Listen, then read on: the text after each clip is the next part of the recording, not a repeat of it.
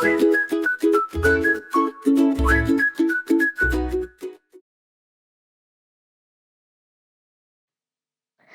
Mum, why? Why do I have to go to Australia just because Dad got a job there? I've got my friends here. Mama. Oh, hello.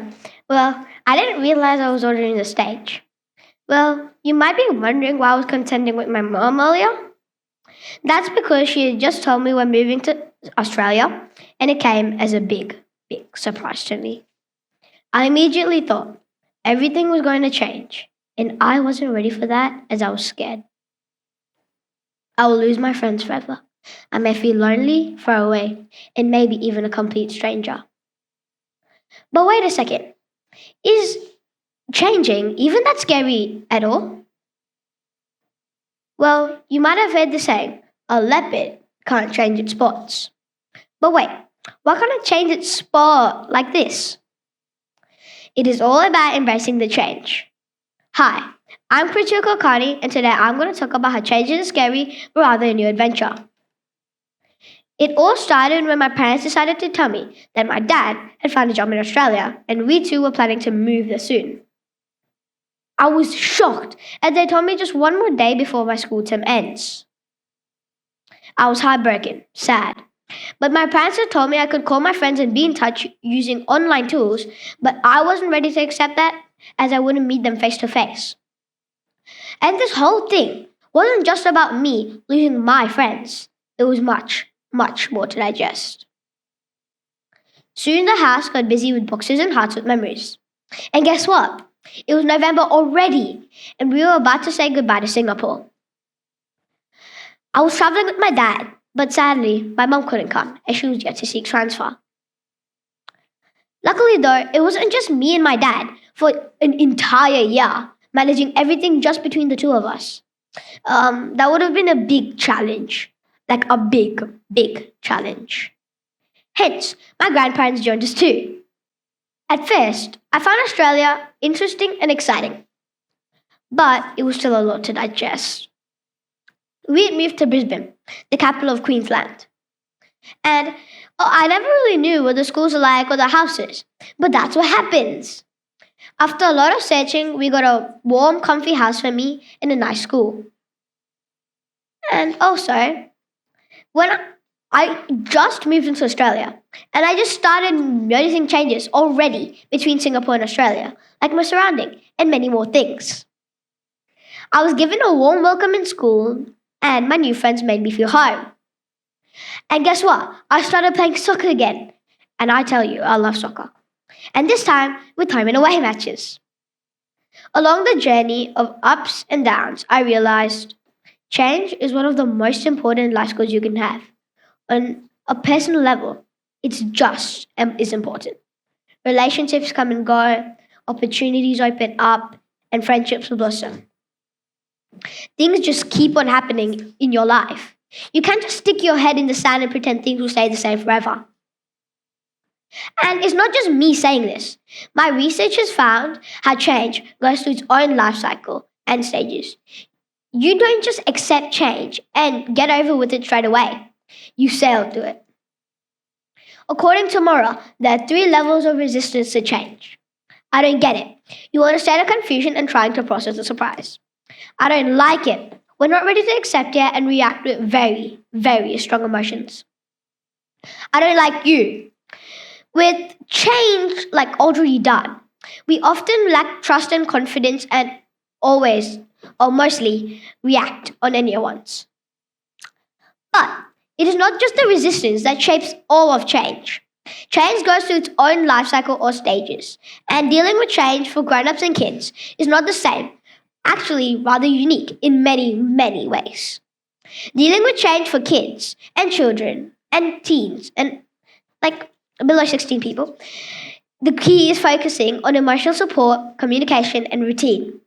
It is about awareness, where you introduce the idea of an upcoming change in a clear, age-appropriate way well in advance. Preparedness, where you give them time to prepare, listen to their concerns, and read books about big life changes. Action, When you do a change, and at this point, it's crucial to maintain as much as routine as possible to provide a sense of stability. Reinforcement, where you technically just focus on the positives of the situation to help build resilience. And last but not least, acknowledge, where you validate your child's feelings, both good and bad, and help them label their feelings to make them feel less overwhelming. In an independent survey, people are asked how they received changes when they went and moved across cities, countries, and even continents. And it showed that 62% of percent of people expected uncertainty in the future. 86% of people said they expected their life to be very different in only 5 years. And 46% of people indicated that culture change is the biggest barrier to success. When I got curious and asked my friends, teachers, cousins, and everyone else I know about how they receive changes, they had their own perceptions of how they receive changes. While some of them felt uncomfortable and uncertain with the changes, and others tended to share the journey they had and the fun they had during the journeys. For this part, you can raise your hand if you want to. But if you don't, I don't really mind. Let me ask you, how many of you think that change is an uncomfortable and uncertain adventure? And how many of you think that change can be a fun or exciting new journey? Well, from here, I saw that most of the people said that they loved embracing change and they embraced change.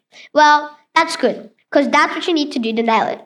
For those who thought that change is an uncertain or is like a bad adventure, you should just focus on looking at the positives of the situation and just doing everything I've told you right now.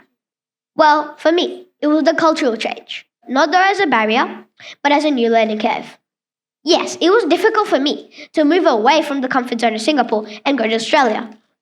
Yes, it was difficult for me to go away from my ancestral origin, India. Yes, I had more questions than answers, but it was a journey, and as I always wanted to mention, an adventure. Singapore is more creature comfort. Australia, on the other hand, is DIY or do it yourself. It feels connected in Singapore, but Australia is down under, and it actually is. Literally. I know this place. I was born and brought up here and stayed here ever since. That was Singapore. And my new place, which was Australia, was first time visit and stay forever. But hardly that I actually moved into Australia, things started moving into the exciting sense for me. Only a month in, I had my biggest birthday party.